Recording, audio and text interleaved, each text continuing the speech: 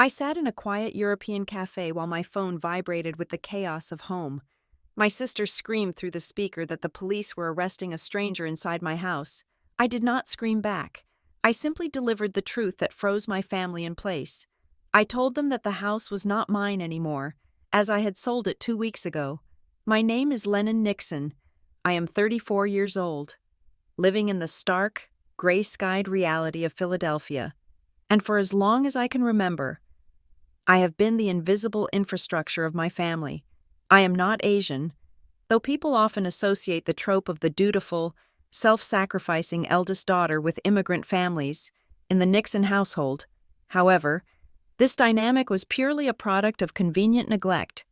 My parents, Frank and Diane, were white, middle-class Americans who believed they had struck gold with me simply because I did not require constant maintenance. I was the child who did her homework without being asked. I was the teenager who drove herself to soccer practice. I was the college student who filled out her own financial aid forms, while my parents were busy navigating the constant, turbulent emotional storms of my younger sister, Maribel. Maribel was the golden child, though she did not shine so much as she burned, consuming all the oxygen in the room. She was 2 years younger than me, but in our family's timeline, she remained perpetually 6 years old. If Maribel had a cold, the house shut down.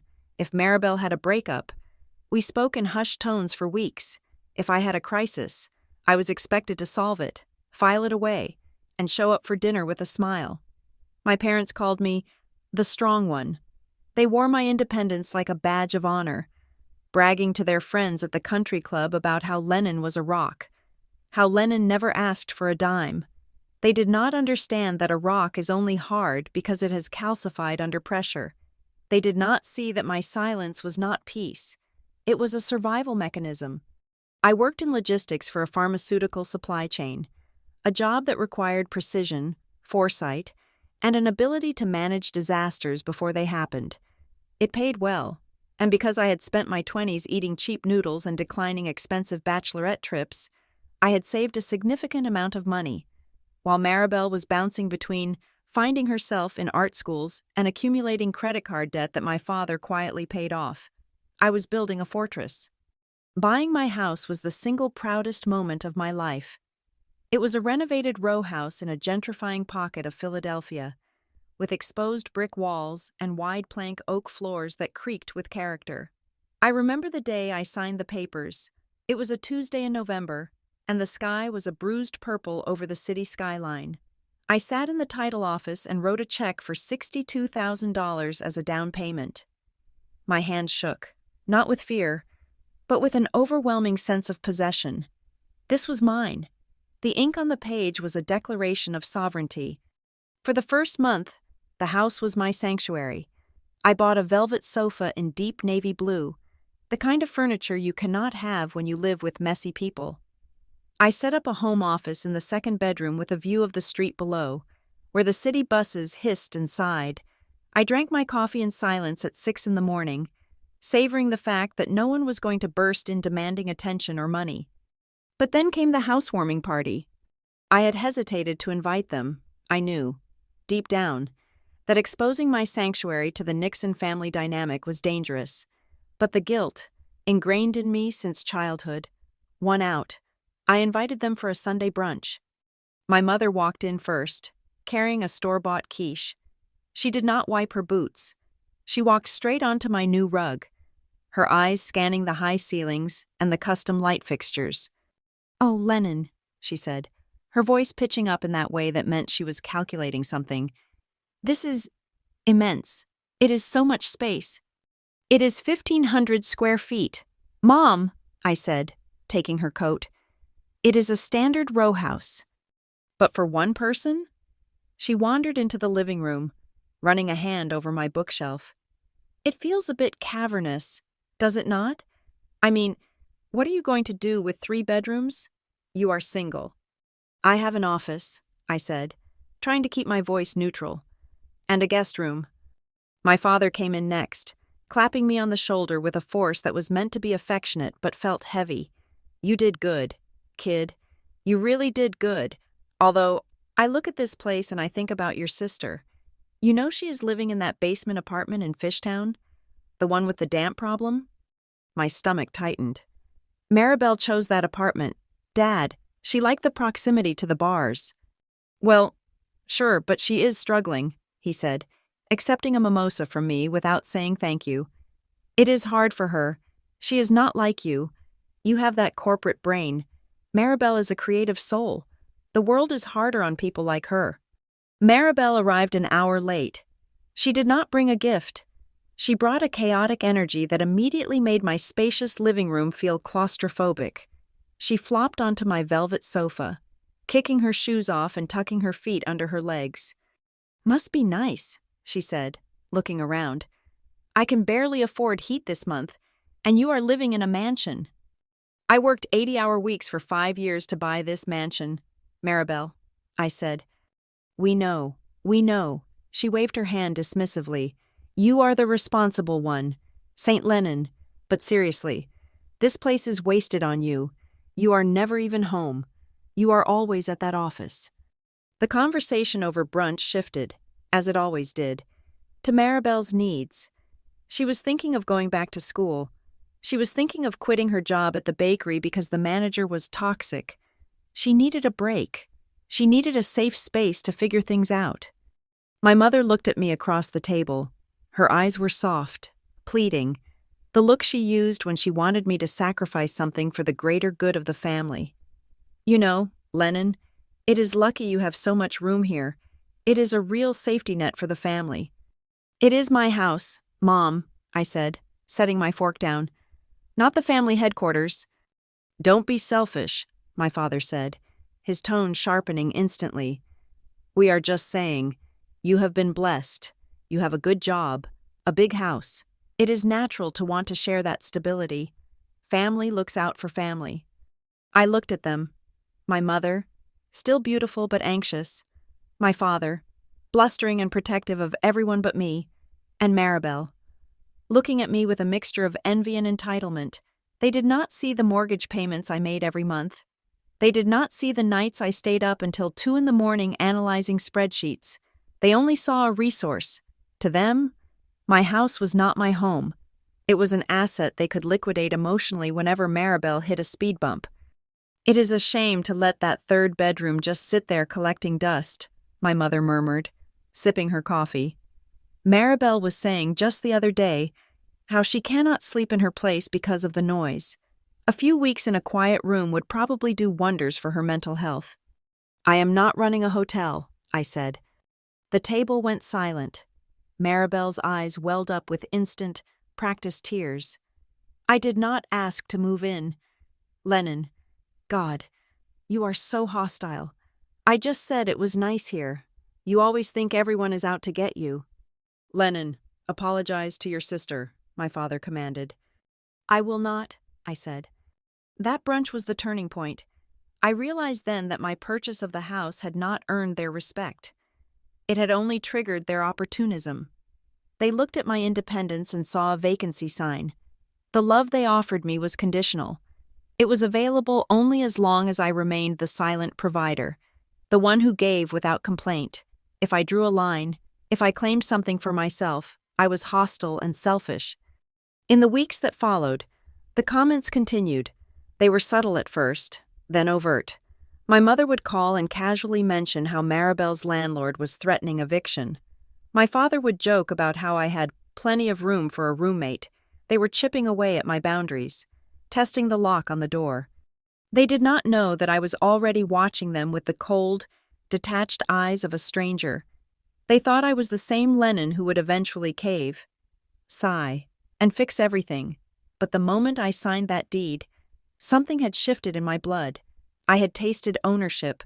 I had tasted the peace of a space that was entirely mine, and I was beginning to realize that to keep it, I would have to do something drastic. I would have to become the villain they always accused me of being, just to survive them. I sat in my living room one evening, 2 weeks after the brunch, looking at the way the streetlights cast long shadows across the floor. The silence was heavy, but it was mine. I knew they were coming for my peace. I knew they felt entitled to my keys. but they had underestimated the girl who had raised herself. They saw a resource. I saw a war coming, and for the first time in my life, I was not going to surrender to keep the peace. I was going to burn the bridge while I was still standing on the other side. The encroachment began not with a battering ram, but with the soft, insidious erosion of boundaries that families like mine specialize in. It started 3 days after the housewarming brunch. My phone rang at 2 in the afternoon on a Tuesday. I was in the middle of a supply chain audit, staring at a spreadsheet that detailed shipping delays from Mumbai, when I saw my mother's name flash on the screen. I usually let it go to voicemail during work hours, but a nagging instinct, conditioned by decades of manufactured crises, made me answer. "Lennon, are you sitting down?" she asked. Her voice was breathless, the tone she used when she wanted to convey that the world was ending, though usually, it just meant the cable bill was higher than expected. "I am at work, Mom," I said, keeping my voice low. "Is everyone okay?" "It is Maribel," she sighed, a long, tragic exhalation. "Her landlord is being completely unreasonable. He wants to raise the rent by $200 next month. Can you believe the greed of people these days?" I stared at my computer screen. "That is happening all over the city. Mom, it is not personal." "Well, it feels personal to her," my mother snapped, defending her cub. "She is devastated. She called me crying. She says she cannot afford it. She might have to move out." There was a pause. It was a heavy, pregnant silence where I was expected to jump in. I was expected to say, "Tell her I will send the money," or "She can stay with me." That was the script. I had read from it for 15 years. "That sounds stressful," I said evenly. "She should probably start looking for a roommate or a smaller place." The silence on the other end stretched thin, turning icy. "Is that all you have to say?" "I have to get back to a meeting, Mom." I hung up, my heart hammering against my ribs. It was a small victory, denying the bait, but I knew it was only the opening skirmish. 2 days later, my father invited me to dinner. He claimed he wanted to grill steaks, a rarity since his cholesterol scare the previous year. When I arrived at their house, the air was thick with performance. The table was set with the good china. Maribel was there, looking mournfully into a glass of red wine, wearing a sweater that was too big for her, designed to make her look small and fragile.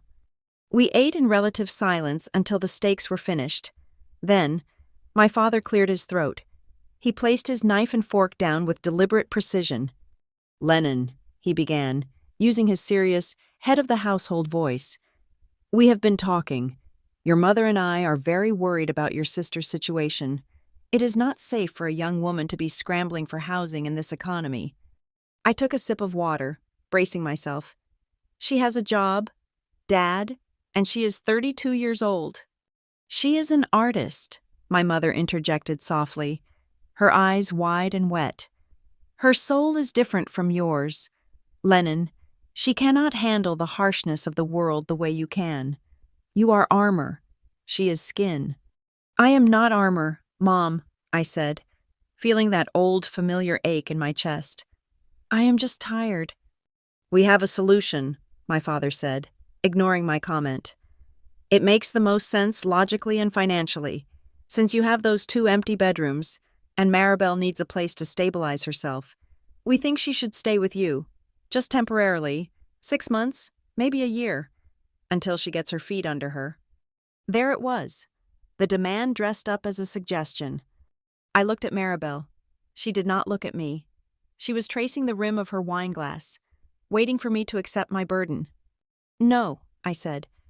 The word hung in the air, simple and absolute. My mother blinked, as if I had spoken in a foreign tongue. My father frowned, his eyebrows knitting together. "Excuse me?" he said. "No," I repeated, my voice steady, though my hands were trembling beneath the table. "I am not going to do that. Maribel cannot live with me." "Lennon," my mother said, her voice trembling with immediate weaponized disappointment. "How can you be so cruel? She is your sister. She is family. The house is huge. You are rattling around in there all by yourself. It is selfish to hoard all that space when your own flesh and blood is suffering. It is not hoarding, Mom. It is living. I bought that house to have my own life, not to run a halfway house for Maribel. It is just temporary, Maribel burst out, slamming her glass down. God, you act like I am a disease. I just need a place to sleep. I would stay out of your way. You are never home anyway. I am home, I said, turning to her. I am home when I want to relax. I am home when I want silence. If you move in, it ceases to be my home and becomes an extension of this. I gestured around my parents' dining room.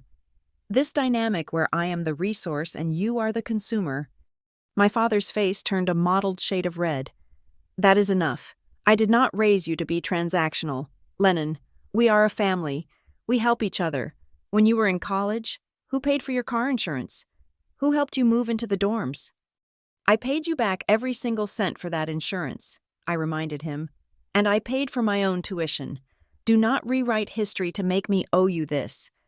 This is about morality. Lennon, he said, pointing a finger at me. It is about doing the right thing. You are in a position of power. Your sister is struggling. If you turn your back on her now, you are telling us that your property matters more to you than people. My mental health matters more to me than her comfort, I said. My mother began to cry. It was a soft, keening sound that usually made me crumble. She buried her face in her napkin. I have failed, she sobbed. I have raised 2 daughters who cannot love each other. I have failed as a mother. It was a masterclass in manipulation. In the past, I would have apologized. I would have promised to fix it just to stop her tears. But this time, I looked at her and felt nothing but a cold, clarifying exhaustion. You are not crying because you failed. Mom, I said, standing up. You are crying because I am not obeying. I walked out of their house that night, leaving my dinner unfinished. I drove home in silence, but the peace I usually felt when I unlocked my front door was gone. The house felt different now. It felt besieged. Over the next week, the pressure did not stop. It mutated. They stopped asking and started assuming. I came home one evening to find a package on my porch addressed to Maribel. I texted her, asking why she had sent it to my house. Oh, sorry, she replied. I just figured since I'm over there so much, it was safer to have it delivered to a secure neighborhood. My packages get stolen in Fishtown. She was not over there so much. She had been there once. Then came the text from my father. I have a buddy who does moving jobs. He said he could give us a discount next Saturday if we need to move any furniture. Just letting you know in case you change your mind and decide to be a human being. They were not listening to my no. They viewed it as a tantrum, a temporary obstacle that they could wear down with guilt and persistence. They were banking on the fact that I had never held a boundary for long. They were waiting for me to break. The final straw came on a Thursday. I had taken a half-day off work to meet a contractor about fixing a drafty window. When I pulled into my driveway, I saw my mother's car parked at the curb. She and Maribel were standing on my sidewalk, pointing at the second-floor window, the window of the guest room. I got out of my car, my blood running cold. What are you doing? My mother jumped, startled. Oh, Lennon, we were just in the neighborhood. Why are you pointing at my windows? Maribel crossed her arms, looking defiant. Mom was just saying that the light in that room is perfect for painting. If I set up my easel there, I could save so much money on studio space. I told you no, I said, walking up the path to block their entry. We are just looking. Lennon, my mother said, her voice shrill. Profound selfishness is really becoming ugly. We are just dreaming. Can't a mother dream of her children being under one roof? You are not dreaming, I said, my voice shaking with suppressed rage. You are planning. You are measuring curtains in your head. You are deciding where her furniture goes. You do not respect my ownership. You think because I am your daughter, what is mine is yours. It should be, Maribel yelled. That is what family is. I looked at them, really looked at them. They stood there on the pavement, indignant and entitled. fully believing that they had a moral right to the space I had paid for with my life's energy. They would never stop. If I changed the locks, they would knock until the neighbors complained. If I blocked their numbers, they would show up at my office. As long as I had this house, they would see it as a solution to their problems. They saw a fortress they needed to breach. I realized then that I could not just defend the walls. I had to remove the castle entirely. I did not invite them inside. I turned my back on them, unlocked my door, and shut it firmly in their faces. I locked the deadbolt, threw the wood. I could hear my mother calling my name, her voice pitching between anger and pleading. I leaned against the door, closing my eyes. The house was quiet, but it was a tainted silence. The joy of the oak floors and the navy velvet sofa was gone, replaced by the suffocating realization that I was being hunted in my own sanctuary. I walked into the kitchen and poured myself a glass of water. My hands were steady now. The trembling had stopped. A clarity, sharp and cold as ice, settled over me. They wanted the house? Fine. They could fight over the ghost of it. I pulled out my phone. I did not call my parents. I did not call Maribel. I opened my contacts and scrolled down to a name I had not spoken to since the closing day, the realtor. I stared at the number. If I did this, there was no going back. It was the nuclear option. It would sever the tether that held me to them. It would make me the villain forever in their narrative. I smiled, a dry, humorless expression. I was already the villain. I might as well be a free one. I pressed the call button. "Hello," I said when the voice answered. "This is Lennon Nixon. I know this sounds insane, considering I just moved in 4 months ago, but I want to sell, and I need it to happen fast, and I need it to be completely off-market." The decision to dismantle my life in Philadelphia was not a hysterical reaction. It was a logistical adjustment. In my line of work, when a supply chain is compromised by volatile variables, in this case my family, you do not keep patching the leaks. You reroute the entire shipment. The morning after I called the realtor, I walked into the office of the vice president of operations. I knew the company had been struggling to fill a senior oversight role for our distribution hub in Frankfurt, Germany. It was a position nobody wanted because it required a minimum 2-year commitment and involved cleaning up a massive operational mess.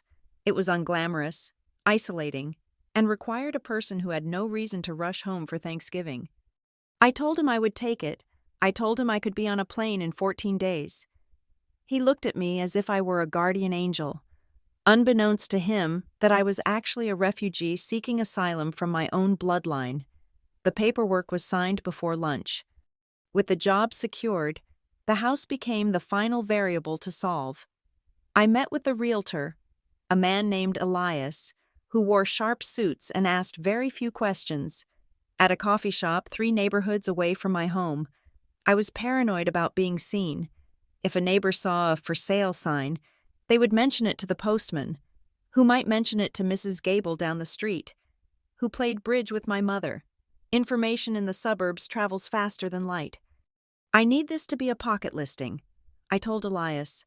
"No sign in the yard, no open houses on Sunday, no listing on the major public websites where anyone with an internet connection can snoop. You reach out to your private network of buyers. Vetted people only." Elias raised an eyebrow. "That limits your pool. Lennon, you might not get a bidding war. You might leave money on the table." "I do not care about a bidding war," I said, my voice flat. "I care about speed and silence. I want to be out in 10 days. Can you do it?" He nodded slowly. "I have a few clients looking for turnkey properties in this zip code. I can make some calls." The process that followed was a masterclass in deception. I continued to go to work. I answered my mother's text messages with bland, non-committal replies. When she texted to ask if I had thought more about Maribel's situation, I replied that I was reviewing my options. It was not a lie. I was reviewing the option of vanishing across the Atlantic Ocean. Elias brought the buyers 3 days later. They were a young couple, heavily pregnant, relocating from Chicago. They came in the evening, after dark, parking their car a block away at my request. I watched them walk through the house, The wife ran her hand over the exposed brick in the living room, the same brick Maribel had complained was too industrial, and smiled. She whispered about where the crib would go. The husband asked about the insulation and the age of the roof. They treated the house with a reverence that my family never had. To my parents, the house was a resource to be exploited. To this couple, it was a future. They did not see a spare room for a mooching sister. They saw a nursery. They made an offer the next morning. It was full asking price, $450,000. I accepted it immediately. The packing phase had to be executed with military precision. I could not have a moving truck parked in front of the house for 2 days. It was too conspicuous. I hired a specialized removal service that came at 4 in the morning. I sold the navy blue velvet sofa. I sold the dining table. I sold almost everything. I realized I did not want to take these objects with me. They were tainted. They held the memory of my mother's criticism and my father's demands. I wanted to land in Europe with nothing but 2 suitcases and a clean slate. There was a singular, terrifying moment during the closing process. I was at the title company, a pen hovering over the deed. When my phone rang, it was my father. For a split second, I froze. The guilt, programmed into me since birth, flared up. I felt like a criminal. I felt like I was stealing something, even though I was the one who had paid every cent of the mortgage. I let the call go to voicemail. I looked down at the paper. Grantor, Lennon Nixon. I signed my name. The ink was black and permanent. With that signature, I legally severed the cord. The house was no longer mine. The spare bedroom was no longer empty. It belonged to a baby who had not been born yet. The lock on the front door was no longer a barrier my family was trying to break down. It was someone else's property line. The money was wired to my account within hours. Seeing that balance, $180,000 in equity after closing costs and paying off the bank, did not make me feel rich. It made me feel safe. That money was my wall. It was the distance between me and their needs. On my final night in Philadelphia, I slept in a hotel near the airport. I had already handed over the keys. I had left the house specifically as requested, clean, empty, and ready for immediate occupancy. I had left the manuals for the appliances on the kitchen counter. I had left a bottle of champagne in the fridge for the new owners. I lay in the hotel bed, staring at the ceiling, waiting for the grief to hit me. I expected to sob. I expected to feel the crushing weight of loss. I had loved that house. It was supposed to be my forever home. But the grief did not come. Instead, a sensation I had never experienced washed over me. It was a lightness. It was the physical sensation of a heavy pack being lifted from my shoulders. For the first time in 34 years, I was not responsible for anyone but myself. I was not a daughter, not a sister, not a safety net. I was just a passenger on a flight to Frankfurt. I knew, logically, that what I had done was ruthless. I had sold the roof out from under my family's expectations without a word of warning. I knew that when they found out, they would paint me as a monster. They would tell everyone that I had abandoned them, that I was cold and unfeeling. Let them, I thought as I closed my eyes. I would rather be the villain in their story than the victim in my own. I flew out the next afternoon. As the plane banked over the city, climbing through the cloud layer, I looked down at the sprawl of Philadelphia one last time. Somewhere down there, in the grid of streets, was a row house that no longer knew my name. My parents and Maribel were likely sitting in their living room right now, perhaps discussing when they would move Maribel's easel into my guest room, completely unaware that the key they were planning to demand no longer opened the lock. I turned away from the window and opened my book. The engine hummed a steady, comforting rhythm. I was gone, and for the first time, gone sounded like the most beautiful word in the English language. The espresso in front of me was cold, but I did not care. I was sitting in a small, dimly lit cafe in the Sachsenhausen district of Frankfurt, watching the rain streak against the window pane. It had been 14 days since I left Philadelphia. 14 days of silence. I had not blocked my family's numbers. I simply had not answered them. I watched their missed calls pile up like snowdrifts. 3 from my mother, 2 from my father, 5 from Maribel. They were likely calling to ask why the cable bill hadn't been paid or why the refrigerator was empty. Assuming I was just on a long business trip and had forgotten my duties, they had no idea that the distance between us was no longer just geographical, it was legal. It was 8 in the evening in Frankfurt, which meant it was 2 in the afternoon in Philadelphia. My phone, sitting face up on the wooden table, suddenly lit up. It was not a text this time. It was a call from Maribel. Then it stopped. Then it rang again immediately, and again. A feeling of dread, ancient and heavy, coiled in my stomach. This was not the rhythm of a casual "can I borrow money" call.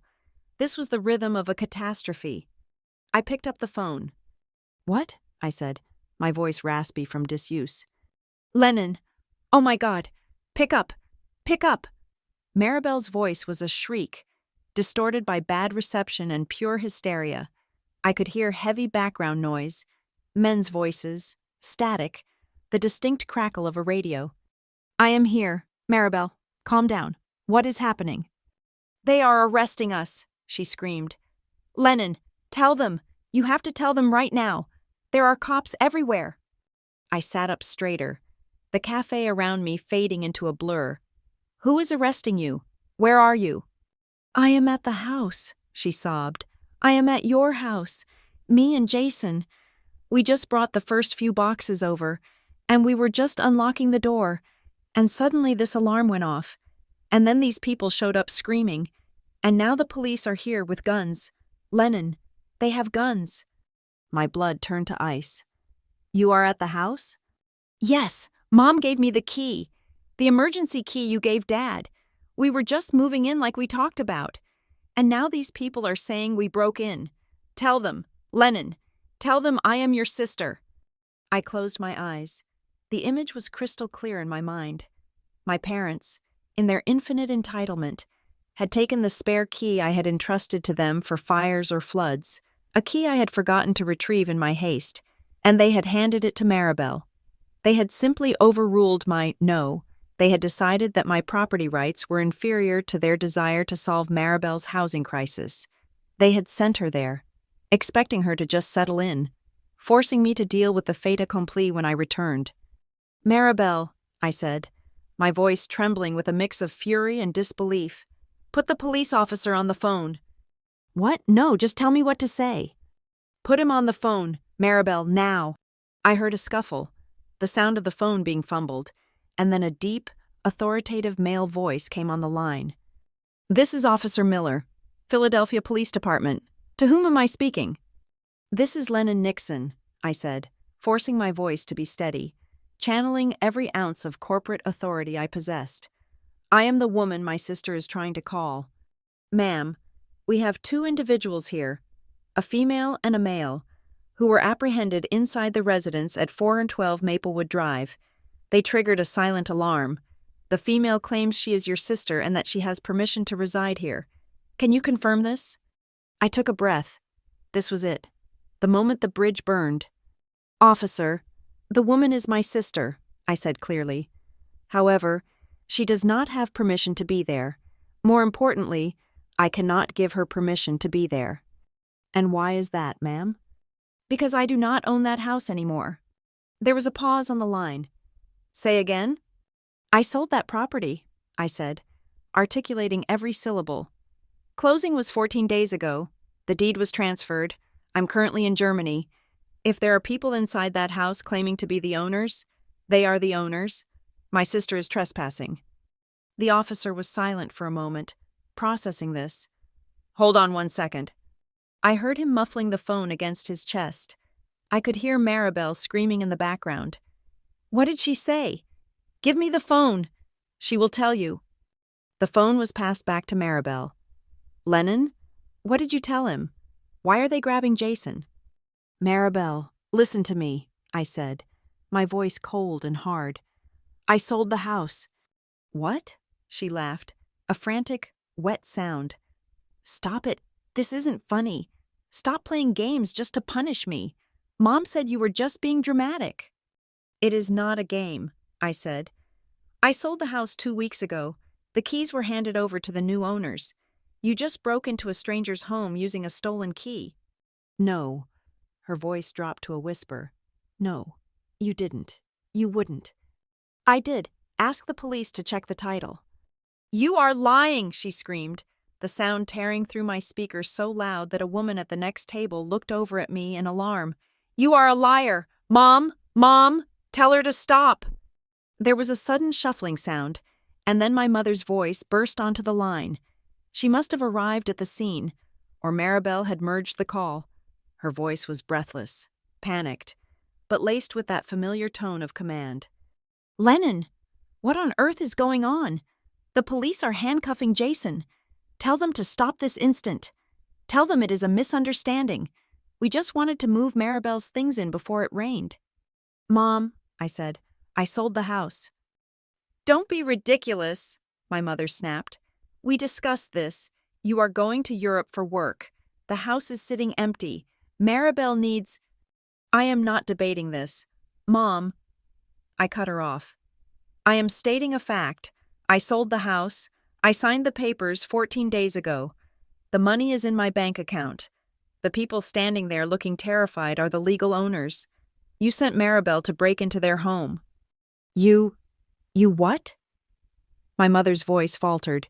The authority drained out of it, replaced by a hollow, ringing shock. You sold it? Without telling us? I told you I wasn't running a hotel, I said. You didn't believe me. But the key. My father's voice joined in now, coming from somewhere in the background, sounding confused and small. I have the key. You gave it to me. That was for emergencies, Dad, not for breaking and entering. I heard the officer's voice again, closer this time, shouting commands. Ma'am, step back. Sir, get your hands behind your back. Lennon, Maribel shrieked, a sound of pure, unadulterated terror. They are arresting us. They are actually arresting us. Do something. I cannot do anything, Maribel, I said. It is not my house. I have no jurisdiction. You are breaking the law. But I didn't know, she wailed. I didn't know. You didn't know because you didn't ask, I said. You just took. Ma'am, the officer's voice came back on the line, harsh and impatient. We have verified with the homeowners. They have produced the deed of sale. They are pressing charges for breaking and entering. We are taking the suspects into custody. Do you have anything else to add? No, I said. I have nothing to add. Wait, no, Lennon. My mother was sobbing now, a high-pitched sound of helplessness. You can't let them take her to jail. She is your sister. Fix this. Call someone. Buy it back. Do something. I am in Frankfurt, Mom, I said. There is nothing I can do. You did this, she screamed, her voice cracking.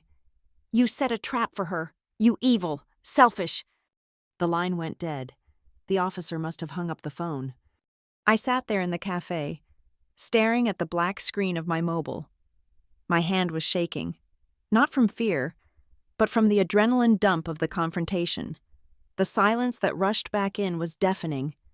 I could picture the scene perfectly. The patrol cars flashing red and blue lights against the brick facade of the house I used to own. The neighbors, Mrs. Gable, the nosy one, peering out from behind her curtains, watching Maribel Nixon, the golden child, being guided into the back of a police cruiser. My parents standing on the sidewalk, clutching that useless brass key, looking at a house that had turned from a sanctuary into a fortress that had repelled them. They had walked right into it. They had been so arrogant, so sure of their ownership over my life and my assets, that they hadn't even considered the possibility that I might escape. They thought I was a static object, a pillar they could lean on forever. They never imagined the pillar could walk away. I took a sip of my cold espresso. It tasted bitter, but it went down smooth. The bomb had gone off. The fallout would be radioactive. My phone started ringing again. My father this time. But I reached out and pressed the power button, holding it down until the screen went black. I did not want to hear their excuses. I did not want to hear their blame. I had told them the truth, and the truth had set me free, even if it had put my sister in handcuffs. I signaled the waiter for the check. "Check, please," I said. My German was terrible, but for the first time in my life, I was speaking a language my family could not understand. And that was all that mattered. I waited 3 days to accept the call. I knew they needed time to process the shock, to bail Maribel out of whatever holding cell she had been placed in, and to construct the narrative they would use to assault me. When the notification finally flashed on my laptop screen, a request for a video conference from my father's account, I was ready. I was sitting at the sleek, glass-topped desk in my temporary corporate apartment in Frankfurt, wearing a crisp white blouse and a blazer. I treated this not as a family reunion, but as a deposition. I clicked accept. The screen flickered, pixelated, and then resolved into the familiar, claustrophobic view of my parents' living room in Philadelphia. They were all there. My father sat in his leather armchair, looking aged and furious, his face a map of red blotches. My mother was on the sofa, clutching a tissue box, her eyes swollen, and Maribel was curled up next to her, wrapped in a blanket, looking small, pale, and theatrically traumatized. "Lennon," my father said. He did not say hello. His voice was a low rumble of suppressed violence. "We are going to have a conversation, a serious one." "I am listening," I said. My voice was calm, modulated, the same tone I used when negotiating vendor contracts. "How could you?" my mother burst out, unable to wait for my father's choreographed opening. She leaned toward the camera, her face distorting in the wide-angle lens. "How could you do this to your own flesh and blood? Do you have any idea what the last 72 hours have been like for us? Do you know what it is like to get a call from a precinct at 3 in the morning? "I imagine it was unpleasant," I said. "It could have been avoided if you had respected the word no." "Do not give me that corporate attitude," my father snapped. "This is not your office. This is your family. You sold that house. You sold it behind our backs. You did not call a family meeting. You did not ask for permission. You just liquidated it." "I did not need permission, Dad. The deed had one name on it, mine." "That is a technicality," he shouted, slamming his hand on the armrest. "That is a piece of paper.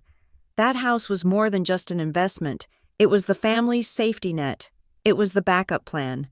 We all knew it was there. It was spiritual family property.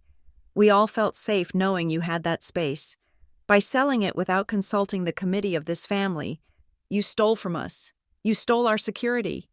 I looked at him, genuinely fascinated by the mental gymnastics required to reach that conclusion. "Spiritual family property? Dad, I paid the down payment. I paid the mortgage. I paid for the repairs. You contributed $0. Your feeling of ownership was a delusion."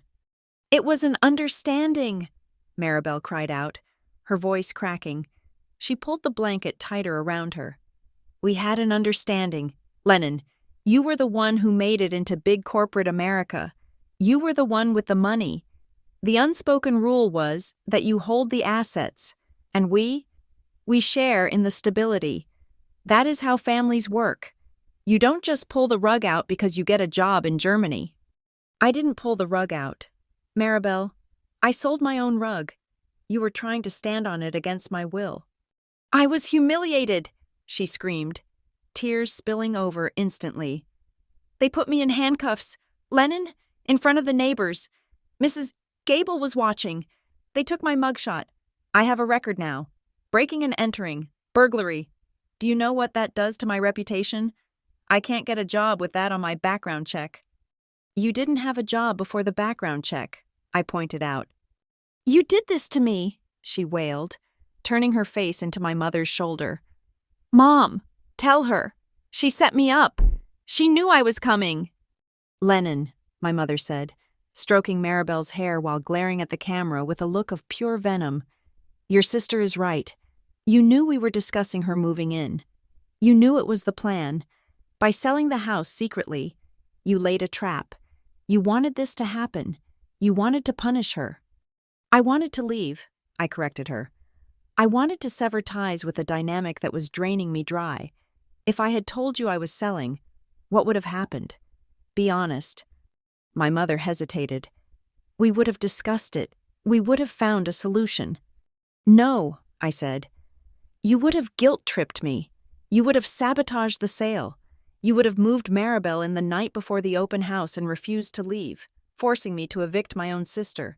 I know how you operate. You rule by attrition. You wear people down until they give in. I chose not to play the game. So you chose to destroy us instead, my father said. He leaned forward, his eyes narrowing. Do you know how much bail was? $2,000? We had to dip into our retirement savings. And the lawyer? We are going to have to hire a criminal defense attorney to get these charges dropped. That is going to cost $10,000, maybe $15,000. You have caused significant financial damage to this family. I didn't cause it, I said. You caused it when you took a key that did not belong to you and used it to enter a property you did not own. That is the definition of a crime. Dad, the cost you are paying is the price of your own entitlement. We are sending you the bill, he said, his voice dropping to a growl. You have that money from the sale, $180,000. The police report said, you are going to transfer the legal fees and the bail money to us. Today, it is the only way to begin to fix this. I stared at him. The audacity was breathtaking. Even now, after everything, they still believed they had a claim on my resources. No, I said. The silence that followed was absolute. Excuse me? My mother whispered. No, I repeated. I will not pay for Maribel's bail. I will not pay for her lawyer. And I certainly will not pay you back for the consequences of your own illegal actions. That money is mine. It is in a German bank account now, and it is staying there. You are a monster, Maribel hissed, dropping the blanket. Her face was puffy and red, stripped of its usual vanity. You are actually a monster. You care more about your bank account than your sister's freedom. I care about boundaries. Maribel, something you have never encountered in your life because Mom and Dad spent 30 years removing them for you. Welcome to the real world. In the real world, you cannot just take things because you want them. We are your parents, my father roared. Standing up, the camera shook with the vibration of his movement. We raised you. We fed you. We sacrificed for you. And this is how you repay us? By bankrupting us and fleeing the country? I am not bankrupting you. You are bankrupting yourselves trying to save Maribel from adulthood. And as for raising me, you raised me to be independent. You raised me to be the strong one. Well, congratulations. I am strong enough to say no to you. I am strong enough to walk away. If you do not transfer that money, my mother said, her voice shaking with a cold, terrifying rage, you are no longer welcome in this family. We will cut you off. You will have no one. You will be alone in that foreign country. And when you fail, when you get sick, do not come crawling back to us. I looked at the three of them, a trinity of dysfunction that had defined my existence for 3 decades. I looked at the fear in their eyes, masking itself as anger. They were terrified. They were terrified because the beast of burden had thrown off the yoke. They were terrified because they realized, for the first time, that I did not need them, but they had desperately needed me. Mom, I said softly, I have been alone in this family since I was 7 years old. The only difference is that now, I am alone in a quiet apartment with a healthy bank account and a job that respects me. That is not a threat. That is an upgrade. You are dead to us, Maribel spat out. I hope you rot in Germany. This call is over, I said. Do not contact me about the legal fees again. My lawyer has advised me that any further demands for money will be considered extortion. Goodbye. My father opened his mouth to shout something else, perhaps a curse, perhaps a final command, but I did not hear it. I moved my mouse and clicked the red button. The screen went black. The living room in Philadelphia vanished, replaced by the reflection of my own face in the dark monitor. I sat there for a long time, listening to the hum of the refrigerator in the kitchenette. My heart was beating fast, a hard, rhythmic thumping against my ribs, but my hands were steady. I waited for the guilt. I waited for that crushing, suffocating sense of obligation that usually followed any disagreement with them, I waited for the voice in my head that said, "You are bad. You are selfish. Fix it." But it did not come. Instead, I looked around the empty, silent room. It was sterile. It was foreign. It was thousands of miles from everyone I had ever known. And it was the most peaceful place I had ever been. I stood up, walked to the window, and looked out at the Frankfurt skyline, glittering in the night. The bridge was not just burned. I had nuked the canyon where the bridge used to be. There was no way back. And as I watched the lights of the city, I realized that for the first time in my life, I was not looking back to see if they were following. I was finally, truly, looking forward. The silence that followed the video call lasted exactly 48 hours. In the corporate world, silence usually indicates that the other party is reviewing the contract or consulting with legal counsel. In the Nixon family, silence meant they were workshopping a new narrative. I knew they were not reflecting on their actions. They were not sitting in the living room feeling remorse for breaking into a stranger's home. They were brainstorming a way to transfer the liability from Maribel's permanent record to my own. The notification arrived on my laptop at 6 a.m. Frankfurt time. It was an email from my father. The subject line was a single word: resolution. I sat up in bed, the gray light of the German dawn filtering through the sheer curtains, and opened the message. There was no greeting.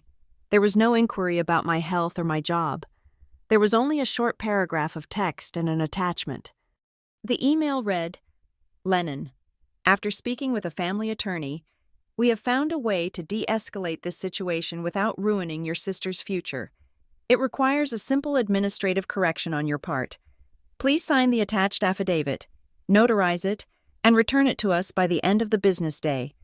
Once this is submitted to the police and the homeowners, the charges against Maribel will be dropped." My stomach tightened, not with fear, but with the cynical anticipation of a seasoned auditor about to open a fraudulent ledger. I clicked on the attachment. It was a PDF document, drafted with a clumsy attempt at legal language. It was a confession, but not theirs. The document was titled, "Statement of Clarification Regarding 412 Maplewood Drive." It stated, in the first person, that I, Lennon Nixon, had explicitly given Maribel Nixon verbal permission to enter the property to retrieve personal items I had supposedly left behind.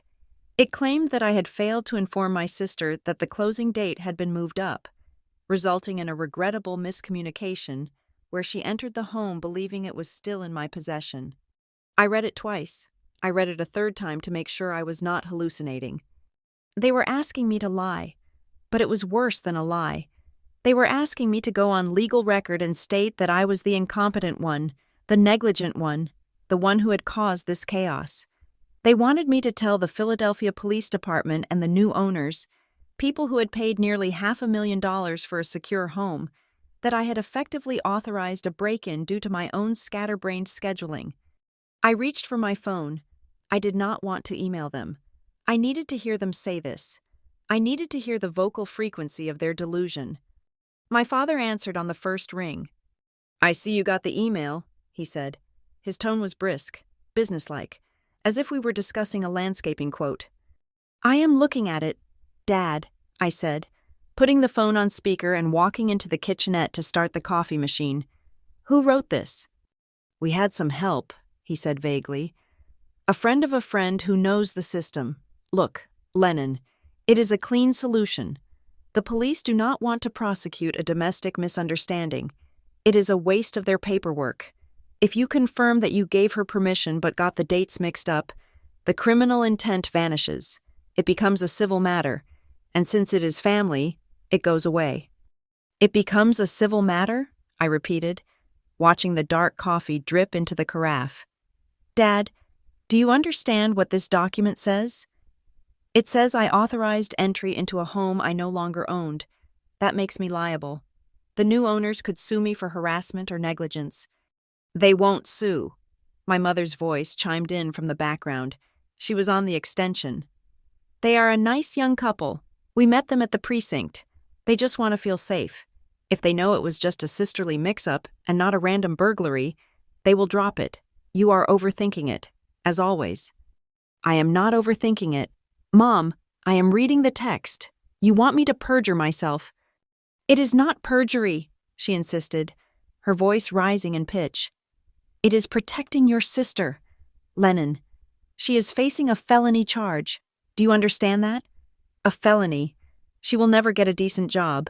She will never be able to rent an apartment in a good building. Her life is effectively over before it has even started. Maribel is 32, I said coldly. Her life started a long time ago. She just hasn't participated in it yet. Stop being so cruel, my father snapped. Look at the logistics. Lennon, you are in Germany. You are untouchable, even if the police doubt the story. What are they going to do? Extradite you for a mix-up over a moving date? Of course not. You are safe over there. You have the high-paying job. You have the reputation. You can absorb a little dent. Maribel cannot. She is fragile. One strike and she shatters. There it was, the thesis statement of my entire childhood. Lennon is strong, so Lennon must bleed. Maribel is weak, so Maribel must be shielded. They were using my competence as a weapon against me, because I had built a life that was sturdy. They felt entitled to dismantle it brick by brick to build a shelter for the sister who refused to lay her own foundation. Let me get this straight, I said, leaning against the counter. You want me to take the legal blame. You want me to destroy my credibility with the new owners, people I signed a contract with, and potentially open myself up to a lawsuit, just so Maribel does not have to face the consequences of breaking into a house I told her I sold? You didn't tell her clearly enough, Maribel screamed. She was there too, lurking on the line. If you had been clear, I wouldn't have gone. This is your fault anyway. You set the trap. The least you can do is get me out of it. I told you the house was sold, I said, my voice steady. I told the police the house was sold. The title company has the records. This affidavit is a lie, and it is a stupid lie. It is easily disproven by the timestamps on my emails and the closing documents. Nobody's going to check timestamps, my father shouted. It is a plea for mercy, Lennon. Just sign the damn paper. Why do you have to be so rigid? Why do you always have to be right? Because being right keeps me out of jail, Dad. If you do not sign this, my mother said, her voice dropping to a low, trembling register that she usually reserved for her most potent guilt trips, then you are making a choice. You are choosing to destroy this family. And if you make that choice, Lennon, there will be consequences for you too. I paused, the coffee cup halfway to my mouth. Is that a threat? It is a promise, she said. We know where you work. Lennon, we know how much your company values ethics and integrity. I wonder what your boss in Frankfurt would think if he received a letter from your grieving parents detailing how you abandoned your mentally fragile sister and set her up to be arrested. I wonder how professional you will look when we start posting the truth about you on social media. I stood frozen in the middle of my kitchen. The morning sun was hitting the floor, but I felt cold. They were not just asking for a favor anymore. They were holding my career hostage. They were willing to torch my professional reputation, the one thing I had built entirely on my own, the one thing that was purely mine, to save Maribel from a weekend of community service or probation. You would contact my employer? I asked, my voice barely a whisper. You would try to get me fired? We will do what we have to do to save our daughter, my father said. The distinction was sharp and brutal. Our daughter, not our daughters, just her. I was not the daughter. I was the adversary. I see, I said. So this is blackmail. It is leverage, my father corrected. We sent you the PDF. Sign it. Send it back by 5 o'clock Philadelphia time, or we start talking. And you know Maribel. She has a very loud voice on the internet. Do not test us, Lennon, my mother added. We are desperate, and desperate people do dangerous things. I hung up the phone. I did not say goodbye. I did not scream. I placed the phone gently on the glass table. My hands were shaking, but this time it was not from adrenaline. It was from a profound, shifting realization. For years, I had thought my parents were just weak.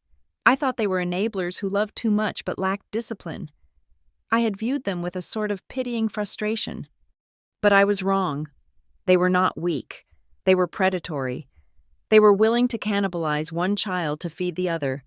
They looked at my life, my career, my reputation, my stability, not as things to be proud of, but as assets to be harvested. And now that I had cut off the supply, they were preparing to slash and burn the fields. I walked over to my laptop. The email was still open. The cursor blinked next to the attachment. I did not delete it. Instead, I opened a new folder on my desktop. I named it Evidence. I saved the email. I saved the attachment. I took a screenshot of the call log on my phone showing the duration of the conversation. Then, I opened a search engine. I did not search for how to forgive family. I did not search for conflict resolution. I typed in International Defamation Lawyers, Frankfurt, Philadelphia. I picked up my coffee and took a sip. It was bitter, strong, and exactly what I needed. They wanted a war? They thought I was the same Lenin who used to cry in her room because Mom forgot to pick her up from practice. They thought they could bully me because they held the monopoly on my emotional history. They had made a critical calculation error. They were playing checkers with emotions. I was about to play chess with the law. I drafted an email, not to them, but to the vice president of HR at my company. I needed to get ahead of this. I needed to control the narrative before they could launch their smear campaign. Subject: confidential matter regarding potential harassment. Dear Mr. Henderson, I am writing to formally alert you to a personal legal matter involving a harassment campaign by estranged family members in the United States. Due to a property dispute where they are facing criminal charges for breaking and entering a home I recently sold, they have threatened to contact my employer with false allegations in an attempt to coerce me into falsifying legal documents. I typed quickly, my fingers flying across the keys. I stripped the emotion out of it. I made it a security issue. I attached the PDF they had sent me, the confession, as proof of their coercion. By the time I hit send, I had inoculated my job against their poison. Then I picked up the phone again. I dialed the number of a lawyer in Philadelphia I had found online, a woman named Harper who specialized in high-conflict family litigation. "This is Harper Vance," a sharp voice answered. "Ms. Vance," I said, "my name is Lennon Nixon. I'm currently residing in Germany. My family is attempting to coerce me into signing a perjured affidavit regarding a felony burglary charge by threatening my employment. I have the emails, the document, and a recording of the threats. I would like to retain you to draft a cease and desist order, and I want to discuss a restraining order." "I have an opening at 2 o'clock, she said. "Send me the files." I leaned back in my chair. The sun was fully up now, illuminating the sleek, modern furniture of my apartment. I felt a strange sense of calm settling over me. It was the calm of a soldier who has stopped trying to negotiate peace and has finally started loading their weapon. They wanted me to write a letter? Fine, I would write them a letter. But it would not be an apology. It would be a legal summons, and it would be the last thing I ever wrote to them. The threat of blackmail from my own parents did more than just anger me. It activated the professional auditor in my brain. In my line of work, when a vendor threatens you, it is usually because they are hiding something. They puff up their chest to distract you from looking at the books. I realized that if I was going into a legal war with the Nixon family, I needed to know exactly what ammunition they had, and more importantly, I needed to know if there were any landmines I had stepped on years ago that they could detonate. I spent the next 48 hours not sleeping, but digging. I treated my own life as a crime scene. I pulled my credit reports from all 3 major bureaus. I logged into old bank accounts I had not used since college. I tracked down the digital footprints of every financial interaction I had ever had with my family. What I found was not a singular, massive theft. It was not a grand heist like the house situation. Instead, it was a pattern of parasitic erosion that had been going on for nearly a decade. It started with a credit check. I noticed a soft inquiry from a utility company in Pennsylvania dated 18 months ago. I frowned. I had owned my house on Maplewood Drive for years. I had not opened any new utility accounts. I dug deeper, calling the provider via Skype. After navigating 3 levels of security questions, the representative confirmed that I was the primary account holder for an internet and cable package at an address in Fishtown. Fishtown, Maribel's apartment. When was this account opened? I asked, my pen hovering over my notepad. October of 2023, the agent replied. I closed my eyes. That was the month Maribel had moved into that damp basement apartment. She had complained about her bad credit score, crying that she could not get the internet connected without a massive deposit. I remembered telling her to figure it out. I remembered her calling me back a day later, saying she had sorted it. She had not sorted it. She, or perhaps my mother, who had all my Social Security information from my college financial aid days, had simply used my name. They had forged my digital signature. For 2 years, Maribel had been streaming movies and browsing Instagram on a connection that was legally my responsibility. The balance was current, which was why I had never noticed. But the principle of it made my skin crawl. It was a violation of identity. I kept digging. I found a credit card, a low-limit store card for a home goods chain that I had authorized my mother to use 5 years ago. I had been 29, flush with my first big bonus, and I had told her she could use it for emergency household repairs because my father's pension was tight that month. I had assumed the card was gathering dust in a drawer. I pulled the transaction history. It was not dust it had been gathering. It was interest. The card had been used consistently for 5 years, not for repairs. There were charges for high-end cosmetics, charges for a spa weekend in the Poconos, charges for a boutique clothing store that Maribel adored. The balance was hovering near the limit, and the minimum payments were being made from my father's checking account. They had turned me into a silent line of credit. They kept the payments current enough to avoid alerting me, treating my good credit score as a family resource that they were entitled to harvest. I felt a wave of nausea. It was not the money, though the total debt on the card was nearly $3,000. It was the intimacy of the betrayal. They had not just asked for help. They had impersonated me. They had worn my financial identity like a costume. I compiled everything, the utility bills, the credit card statements, the emails where I had explicitly told them no to money requests, juxtaposed with the dates of these secret charges. Then, I called Harper Vance. My new attorney was a sharp, terrifyingly competent woman who spoke with the rapid-fire cadence of someone who billed by the minute. We had a video conference at 2 p.m. Frankfurt time. I shared my screen, walking her through the exhibit folder I had created.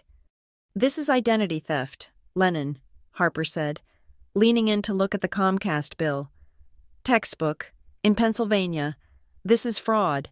Depending on the total value, we could be looking at significant charges. Your parents and your sister are already facing felony burglary. If we add identity fraud to the pile, they are looking at prison time. Real prison time. I am not trying to put them in prison, I said, rubbing my temples. I just want to be safe. They threatened my job. Harper, they threatened to destroy my reputation if I didn't perjure myself. I need to know if I'm exposed. Can they hurt me? Let's look at the house sale first, Harper said. That is the flashpoint. I reviewed the closing documents you sent me. They are impeccable. You had clear title. There were no liens. The transfer was recorded properly. The new owners have a warranty deed. Legally, your family is standing on quicksand. Their claim that the house was spiritual family property is laughable in a court of law. They have zero leverage there. And the affidavit? I asked. The one they want me to sign? Do not touch it, Harper commanded. If you sign that, you are admitting to negligence. You would be making yourself liable for the trauma the new owners experienced. It is a trap, a desperate, stupid trap. So, what do I do? We go on the offensive, Harper said. We do not wait for them to contact your boss. We draft a comprehensive cease and desist letter. We outline the burglary. We outline the blackmail attempt. And now, thanks to your digging, we outline the identity theft. We tell them that if they make one single contact with your employer, or if they post one word about you on social media, we will file a police report for the credit card fraud and the utility theft. We leverage their fear against them. Mutually assured destruction. I nodded slowly. It was cold. It was brutal. And it was exactly the language they understood. "There is one more thing," Harper said, her voice softening slightly. "Lennon, you need to understand that once we send this letter, there is no going back. You are not just burning a bridge, you are salting the earth. You will likely never speak to them again." I looked out the window at the gray Frankfurt sky. I thought about the Thanksgiving dinners where I was ignored until it was time to clean up. I thought about the graduation ceremony where they forgot to make a reservation for dinner because Maribel had a headache. I thought about the way they had looked at my house, not as my home, but as a spare organ they could harvest. "I know," I said. "That is the goal." "Okay," Harper said. "I will have the draft ready in 2 hours. But Lennon, you need to lock everything down. Freeze your credit today. Call the utility company and flag the account as fraudulent. Close that store card. Cut off every single tendril they have attached to you." The rest of the afternoon was spent in a flurry of administrative violence. I called the credit bureaus. I placed a freeze on my Social Security number. I called the store card company. When the representative asked if I wanted to prosecute the unauthorized users, I hesitated for a fraction of a second. "Not yet," I said. "Just close the account and send me a final statement of all activity." I wanted to hold that card in my hand. I wanted it to be the final nail in the coffin. By 5 o'clock, I was exhausted, but I felt lighter than I had in years. I realized that for my entire adult life, I had been walking around with invisible weights attached to my ankles. Weights labeled duty, guilt, and family obligation. I had thought that being the strong one meant carrying those weights without complaining. I was wrong. Being strong meant realizing you did not have to carry them at all. I looked at the folder on my desktop. I had the evidence. I had the blackmail email. I had the proof of financial fraud. I had the clean deed to the house. I had a lawyer who was ready to fight. My family thought they were dealing with a daughter who could be bullied into submission. They thought they could use the old triggers, fear of abandonment, fear of their disapproval, to make me fall in line. They did not realize that by selling the house, I had already abandoned them. I had already disapproved of them. I was not a victim preparing a defense. I was a prosecutor preparing an indictment. I opened my email and began to type a message to Harper. "Harper, regarding the cease and desist, please add a clause. I want them to acknowledge in writing that the debts on the store card and the utility bill are their responsibility. If they agree to pay off the balances they incurred in my name within 30 days, I will agree not to file criminal charges for identity theft. If they refuse, or if they contact my employer, I file everything." I hit send. It was not about the money. I could have paid off that $3,000 without blinking. It was about forcing them to own their consumption. For the first time in their lives, they were going to have to pay for what they took. I sat back, the silence of the apartment wrapping around me. I poured a glass of water and watched the condensation gather on the rim. I was alone in a foreign country, with no family to call, no home to return to in America, and a legal battle looming. I took a sip. The water was cool and clean. I had never felt more at home. The cease and desist letter Harper Vance sent was a masterpiece of legal clarity. It arrived at my parents' house via overnight courier at 10 in the morning Philadelphia time. I knew the exact moment it was delivered because the tracking notification popped up on my second monitor at work. I expected silence. I expected them to read the terrifying list of charges: burglary, extortion, identity theft, and retreat into a hole of self-preservation. I thought the threat of prison would be a bucket of ice water on their hysteria. I was wrong. I had applied logic to an emotional bonfire. Instead of putting it out, I had just poured gasoline on it. The smear campaign began 6 hours later. It started not with my parents, but with the flying monkeys, the term Harper used for the extended family members recruited to do the narcissist's dirty work. The first message came from my Aunt Janice, my mother's older sister, a woman who had not called me on my birthday in 10 years, but apparently had plenty of time to weigh in on my moral character now. "Lennon," the text read, "I just got off the phone with your mother. She is hyperventilating. She says you have hired a lawyer to attack your own family. I have never been so disgusted. You need to drop this nonsense and call her immediately. You are killing her." I did not reply. I took a screenshot. I saved it to the folder labeled harassment. 10 minutes later, a cousin I hadn't seen since my high school graduation sent a Facebook message. "Heard you sold the house out from under Maribel and then called the cops on her. That is cold, even for you. Hope the money keeps you warm at night." Screenshot. Save. By the time I left the office in Frankfurt, my phone was vibrating every 3 minutes. It was a coordinated assault. My mother had clearly activated the family phone tree. The narrative they were spinning was fascinating in its distortion. In their version, there was no break-in, there was no stolen key.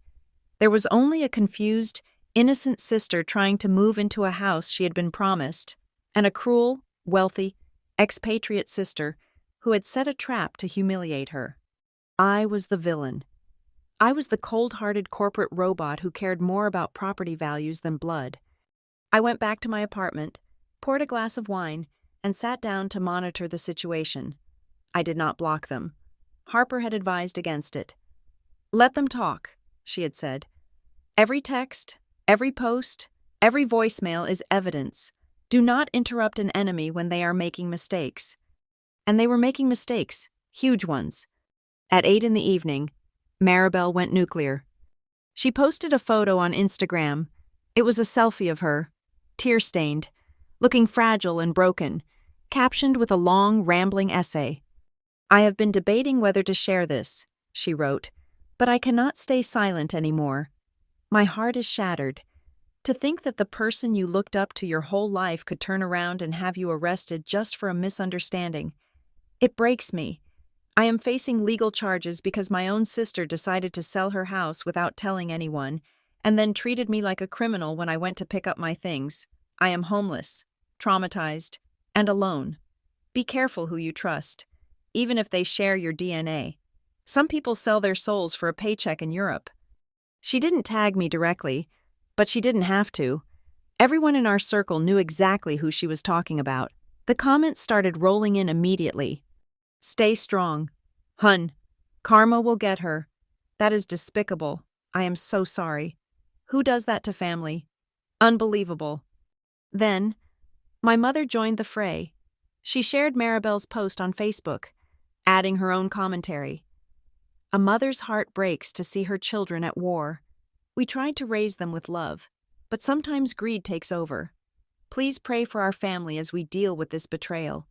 I watched the likes tick up. I watched people I had known for 20 years, neighbors, old teachers, family friends, react with sad faces and angry emojis. They were consuming the lie because it was palatable. It was easier to believe that the successful daughter was a cold-hearted witch than to accept that the nice Nixon family were felons. I felt a strange sensation in my chest. It wasn't hurt. It was a dull, thumping pressure. It was the realization that my reputation, the one thing I couldn't pack in a suitcase, was being systematically dismantled. They were salting the earth of my past. If I ever wanted to return to Philadelphia, I would be walking into a town where my name was synonymous with cruelty. I called Harper. "They are posting on social media," I said. "Maribel and my mother, it is a one-sided narrative. They are leaving out the part where they broke in and the part where they stole my identity for 2 years. "Is it hurting your job?" Harper asked. "That is the threshold." "Not yet," I said. "But Maribel has mutual friends with some of my old colleagues. It is only a matter of time before this bleeds into my professional network." "Okay," Harper said. "We escalate. I am sending a second letter. This one goes to Maribel directly, and your parents. We demand the immediate removal of the posts and a public retraction. If they do not comply within 24 hours, we file the civil suit for defamation and we hand over the fraud evidence to the district attorney." "Do it," I said. The letter went out. The response was not compliance. It was mockery. My father sent me an email the next morning. "We got another letter from your pit bull. You think we are scared of a lawsuit? Go ahead. Sue us. See how that looks to a jury? Rich daughter sues poor parents. You will be laughed out of court. We have freedom of speech. We are telling our truth. If you want us to stop, you drop the charges against Maribel and you pay her legal fees. Those are the terms." They were doubling down. They truly believed they were untouchable because they were family. They believed that the social taboo against suing your parents was stronger than the law. They were banking on my shame. They thought I would be too embarrassed to drag this into open court. But they had forgotten one thing. I had no shame left. They had burned it all away when they asked me to perjure myself. I sat in my office that afternoon, staring at my father's email. Freedom of speech. Our truth. Then, my phone buzzed. It was a notification from LinkedIn. My blood ran cold. I opened the app. Maribel had found my company's page. She had not posted on her own profile. She had commented on a post my company had made about their commitment to ethical leadership. Her comment read, "Does ethical leadership include abandoning your family and having your sister arrested to cover up your own mistakes? Maybe you should ask your new director of operations, Lennon Nixon, about her ethics. She left her family in ruins to come work for you." It was there, in black and white, on a public forum visible to my boss, my clients, and the entire industry. She had crossed the line. She had not just crossed it. She had sprinted over it and danced on the other side. I felt a calm settle over me. It was the absolute, terrifying calm of a sniper who has finally aligned the shot. I took a screenshot. I walked into the vice president's office. I showed him the comment. I showed him the police report of the break-in. I showed him the cease and desist letter. "I am handling this," I told him. "My lawyer is filing for defamation and harassment today. I apologize for the noise, but it will be silenced." He looked at me with a mixture of sympathy and alarm. "Do what you need to do, Lennon. We support you." I went back to my desk and called Harper. "They touched the third rail," I said. "LinkedIn." "I see it," Harper said, her voice grim. "She is incredibly stupid. That is tortious interference with a business relationship. She just handed us the keys to the kingdom." "File it," I said. "File everything, the defamation suit, the civil suit for the identity theft, and call the district attorney in Philadelphia.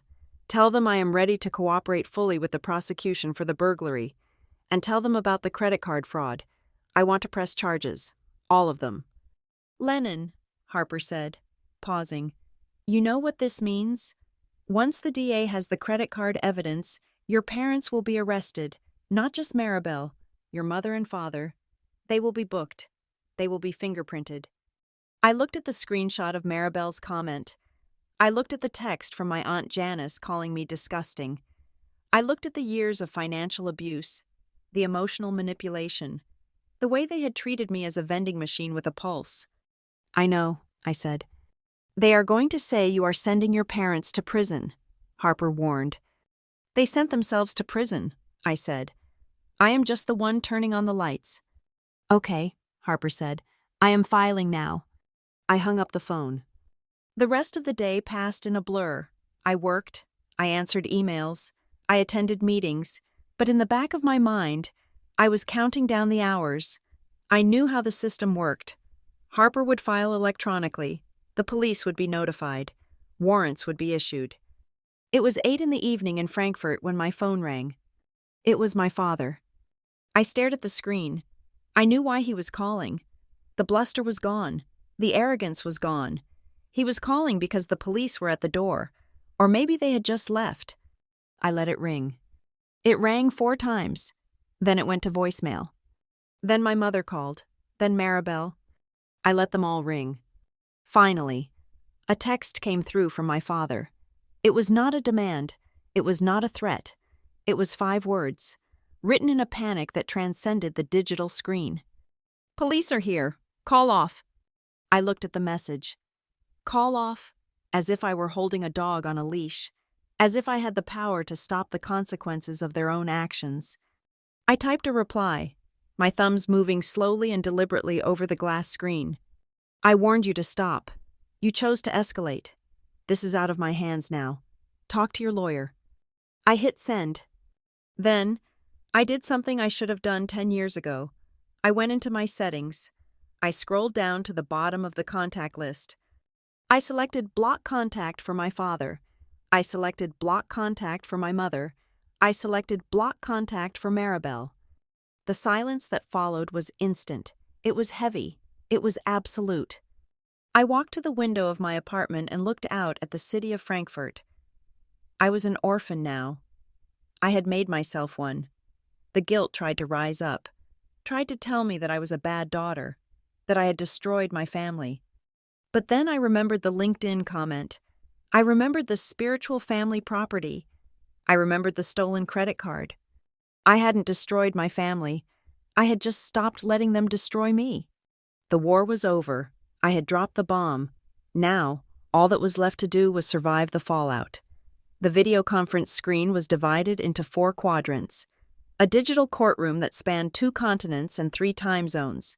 In the top left was my lawyer, Harper Vance, sitting in her Philadelphia office with a backdrop of leather-bound legal texts. In the bottom left were the new owners of my former house, a couple named the Millers. They looked exhausted and angry, sitting stiffly on the very sofa I had left behind in the sale. In the bottom right was my family's legal representative, a harried-looking man named Mr. Sterling, who seemed to be regretting taking this case, flanked by my parents and Maribel. And then there was me, in the top right, sitting in Frankfurt. My camera was high definition, capturing every nuance of the room, but I remained perfectly still. I had been instructed by Harper to say absolutely nothing unless directly addressed by a judge or counsel. I was not there to emote. I was there to be a witness to the demolition. The meeting had been called as a pre-litigation settlement conference. My parents were trying to avoid the criminal trial for burglary and the civil suit for defamation. Their strategy, outlined by Mr. Sterling in his opening remarks, was to paint the entire event as a tragic family miscommunication rooted in my alleged negligence. We are here to find a resolution that acknowledges the emotional complexity of this situation, Mr. Sterling began, shuffling his papers. My clients, the Nixons, acted under the good faith belief that they had permission to access the property. They believed the home was still under the control of their daughter, Lennon, and that they were executing a move-in plan that had been discussed for months. There was no criminal intent. This was a mistake of dates, nothing more. The lawyer for the Millers, a sharp-eyed man named Mr. Katz, leaned into his camera. A mistake of dates? Mr. Sterling, your clients bypassed a deadbolt using a key that was not authorized for transfer. They ignored a sold sign that had been placed on the lawn by the realtor. There was no sign, my mother interrupted, her voice shrill. The realtor took it down. We checked. Diane, please, Mr. Sterling hissed, silencing her. Mr. Katz continued, ignoring the outburst. They entered a private residence. When the alarm sounded, they did not leave. They attempted to disable the keypad. That is not the behavior of people who think they are guests. That is the behavior of intruders. They were panicked, Mr. Sterling argued. Look, we are willing to offer a settlement for the disturbance. The Nixons are willing to pay $5,000 to the Millers for the distress caused, in exchange for the Millers dropping the criminal complaint. Mrs. Miller spoke up for the first time. She was clutching her husband's hand so hard her knuckles were white. We do not want your money. I am 7 months pregnant. Strangers walked into my house while I was napping upstairs. I woke up to men's voices in my hallway. Do you know what that feels like? I do not feel safe in my own home. $5,000 does not fix that. We are very sorry, my father said, putting on his best, responsible patriarch voice. We never meant to scare you. If Lennon had just told us the correct date. Let us discuss that, Harper Vance cut in. Her voice was cool, precise, and dangerous. She shared her screen, replacing the 4 faces with a document. Mr. Sterling, you claim your clients believed they had permission. You claim this rests on Lennon's failure to communicate. That is correct, Mr. Sterling said. Then can you explain Exhibit C? Harper asked. The document on the screen was the email my father had sent me. The email with the subject line, Resolution. the email containing the affidavit they had tried to blackmail me into signing. Harper read from the document. In this email, sent 48 hours after the arrest, Frank Nixon writes, "It requires a simple administrative correction on your part. Please sign the attached affidavit stating you gave Maribel permission. Mr. Sterling, if your clients genuinely believed they had permission at the time of entry, why did they need to coerce my client into manufacturing a retroactive permission slip 2 days later?" Mr. Sterling blinked. He leaned closer to the screen. He looked at my father. "Frank, you sent this?" My father's face went a shade of gray that did not transfer well over video. We were just trying to formalize it, for the police." "Formalize a lie?" Harper asked. "Because in the police report, which I also have here, Maribel Nixon stated to the arresting officer that she did not know the house was sold. Yet in this email, you acknowledge the sale and ask Lennon to lie about the dates to cover your tracks. Which is it, Mr. Nixon? Did you think the house was Lennon's? Or did you know it was sold and decided to break in anyway, hoping she would bail you out?" "We didn't know," Maribel shouted. "We thought it was hers." "Then why did you post on LinkedIn?" Harper switched the screen to the screenshot of Maribel's comment. "That Lennon sold the house out from under you? That implies you knew exactly what the situation was. You are spinning 3 different stories, and none of them align." The silence in the virtual room was heavy. My parents looked at each other. The coordination was breaking down. The united front was cracking under the pressure of their own digital footprint. "This is entrapment," my mother spat out, looking directly at my camera square. "Lennon, say something. You are sitting there like a statue while they tear us apart. Tell them you gave Dad the key." I unmuted my microphone. The sound of my own breath was loud in the quiet room. "I gave Dad a key 4 years ago," I said. My voice was steady, devoid of the tremor that used to plague me when I defied them. "I gave it to him for emergencies. Fire, flood, medical crisis. I did not give it to him to move you into my house against my will." "See?" My father pointed a finger at the screen. "She admits she gave me the key. It was authorized possession." "Possession of the tool does not grant authorization for the act," Mr. Katz said dryly. "If I give a valet my car keys to park the car, and he drives it to Mexico, that is grand theft auto, the scope of permission matters. You used an emergency key to facilitate an unauthorized move-in." "And let us talk about the emergency," Harper added. "Was there a fire? Was there a flood? No, there was a desire to occupy the property before Lennon could stop you. That is premeditation." "Mr. Sterling rubbed his forehead. He knew he was losing. "Okay, look, my clients are emotional. They are not lawyers. They made a mistake with the key. But is this really worth destroying a family over? Is it worth criminal records? Can we not come to a civil agreement? Lennon, surely you do not want to see your sister in jail." He looked at me, appealing to the old dynamic. The dynamic where I absorbed the pain so the family could remain comfortable. Harper looked at me too. "Lennon?" I looked at the screen. I saw Maribel, who had publicly slandered my professional ethics. I saw my parents, who had stolen my identity to buy patio furniture and spa treatments. I saw the Millers, who were terrified in their new home. "I do not want to see anyone in jail," I said.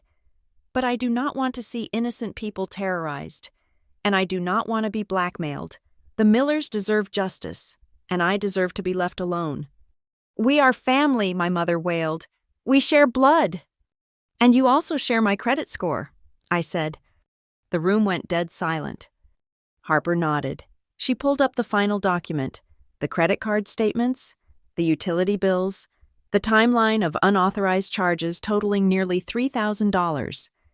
"We were hoping to keep this strictly about the house," Harper said, her voice dropping to a near whisper, which somehow made it louder.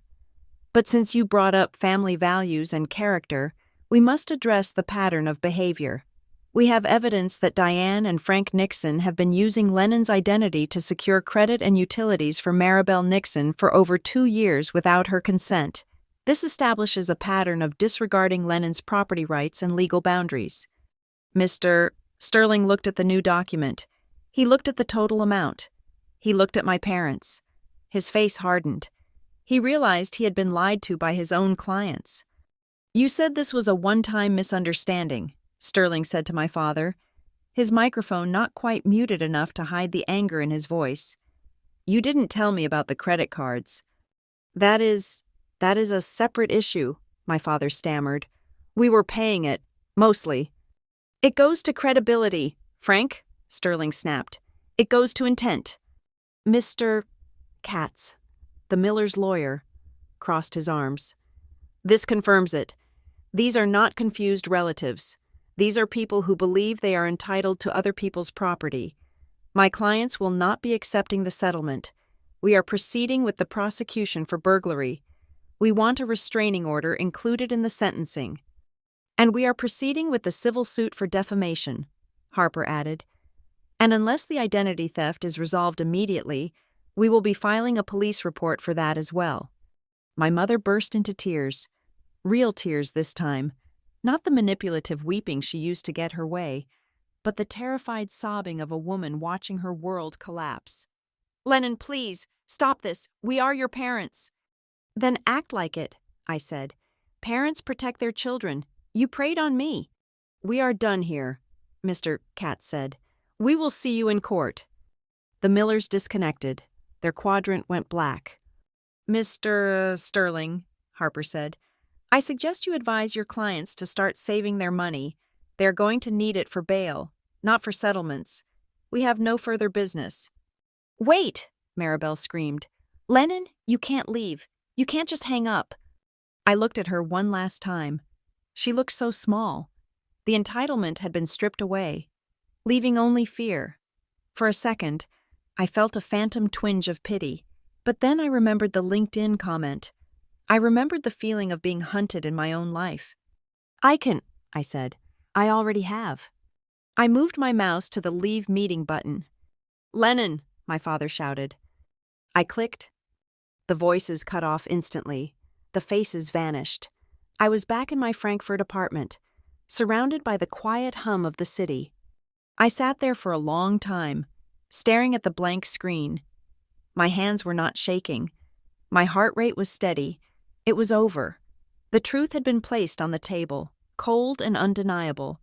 They had tried to gaslight the law, and the law had stared them down. I realized then that I did not need them to understand. I did not need them to apologize. Their understanding was irrelevant. The only thing that mattered was that the record was set straight. The Millers knew the truth. My employer knew the truth. The police knew the truth. And most importantly, I knew the truth.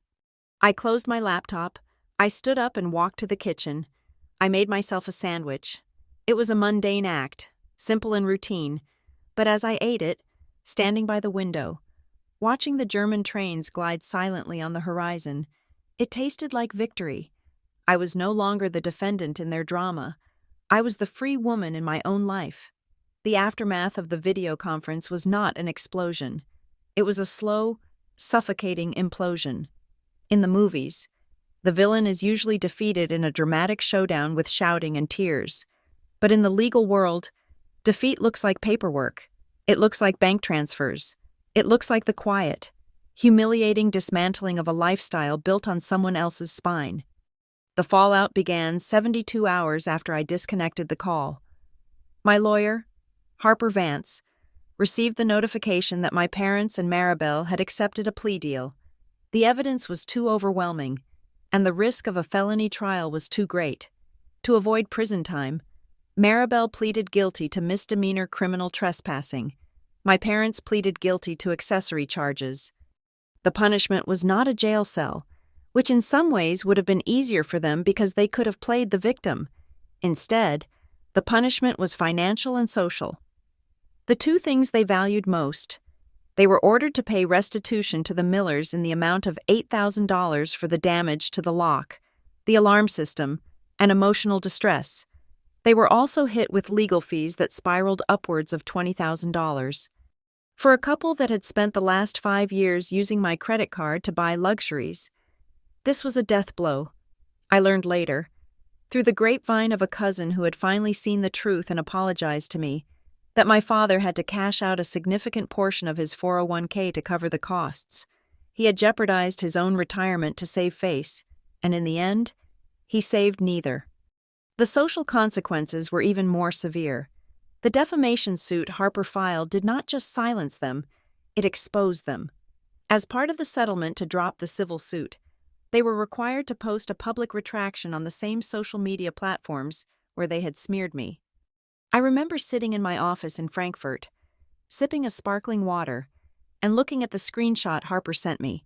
It was a post on my mother's Facebook page. It was brief, legally vetted, and sterile. We wish to clarify that our previous statements regarding Lennon Nixon and the sale of the property at 412 Maplewood Drive were inaccurate. Lennon Nixon acted within her full legal rights as the sole owner of the property. The entry into the home was unauthorized. We apologize for any confusion caused. It was humiliating for them.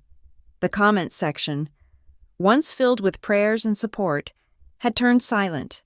The neighbors knew. The church group knew. The narrative of the poor abandoned parents had collapsed under the weight of court records. They were no longer the victims. They were the elderly couple who had facilitated a break-in. They became pariahs in their own carefully curated suburban bubble. As for Maribel, reality hit her with the force of a freight train. With a criminal record, even a misdemeanor one, her options shrank overnight. The artistic journey she had been on for a decade came to an abrupt halt. My parents, drained of their liquid cash, could no longer afford to pay her rent in Fishtown. She was evicted 2 months later. She did not move in with my parents. My father, bitter over the money he had lost, finally found his backbone, though it was born of resentment rather than parenting. He told her there was no room. For the first time in her 32 years, Maribel had to survive without a safety net. I heard she took a job stocking shelves at a discount warehouse on the outskirts of the city. It was grueling, unglamorous work. It was the kind of work I had done in college to pay for my tuition. The kind of work she had always sneered at. Now, it was her life. I did not feel happy about her struggle. I did not feel sad either. I felt a profound, clinical neutrality. She was finally experiencing the natural consequences of her own existence. It was the most loving thing the universe could have done for her. My own severance from them was absolute. 1 week after the plea deal was signed, I sent one final letter. It was not sent via email. It was sent via registered mail, requiring a signature. It contained no anger. It contained no emotional appeals. It was a declaration of independence. To Frank, Diane, and Maribel. Effective immediately. All financial ties between us are permanently severed. The unauthorized credit card accounts have been closed. The utility accounts have been terminated. Do not attempt to open new ones using my information. I have a permanent fraud alert on my credit file, and any attempt will result in immediate criminal prosecution without warning. I am also instituting a permanent no-contact order. This means no phone calls, no emails, no letters, and no messages through third parties. If you attempt to contact me at my workplace or my home, or if you attempt to physically approach me, I will consider it a violation of the harassment agreement and will pursue legal action. I wish you health, but I will not be part of your lives. Lennon. I signed it, I mailed it, and then I let go. The first few months in Europe were strange. I kept waiting for the other shoe to drop. I kept waiting for the guilt to wake me up at 3 a.m. I had been conditioned for decades to believe that my sole purpose on this earth was to be the fuel for my family's engine. Without that purpose, who was I? But as the German autumn turned into a crisp, snowy winter, I found the answer. I was free. I made friends who knew nothing of my past. To them, I was not the strong sister or the ATM. I was just Lennon. I was the woman who liked spicy Thai food and bad sci-fi movies. I was the woman who was excellent at logistics, but terrible at parallel parking. I was allowed to be flawed. I was allowed to be selfish with my time. One evening, about 6 months after the ordeal, I was walking along the main river. The iron footbridge was covered in lovelocks. thousands of padlocks left by couples to signify their bond. The sun was setting, casting a purple glow over the skyscrapers of Manhattan. I stopped and looked at the water. I thought about the house on Maplewood Drive. I wondered if the Millers had painted the nursery yet. I hoped they were happy. I hoped the ghost of my family's entitlement had finally been scrubbed from the walls. My phone buzzed in my pocket. For a split second, the old reflex kicked in, the tightening of the chest, the expectation of a crisis. I pulled it out. It was a text from a German colleague, inviting me to a wine tasting in the Rheingau region that weekend. "Are you free?" the text read. I smiled. I typed back, "I am free." And I meant it. I had not won because I had punished them. I had not won because they were suffering. I had won because I was no longer playing the game. I had realized that family is not a suicide pact. It is not a license for people to consume you. You do not owe anyone your sanity, your financial future, or your peace, simply because you share a last name. I put the phone back in my pocket and continued walking. The air was cold, but it felt good.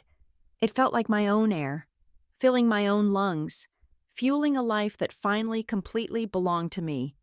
Thank you so much for listening to my story. I would love to know where you are tuning in from. So please leave a comment below sharing your location and your thoughts on how I handled my family. If you enjoyed this story, please subscribe to the channel Lila Revenge Stories, like this video, and hit the hype button to help this story reach more people who might need the courage to set their own boundaries.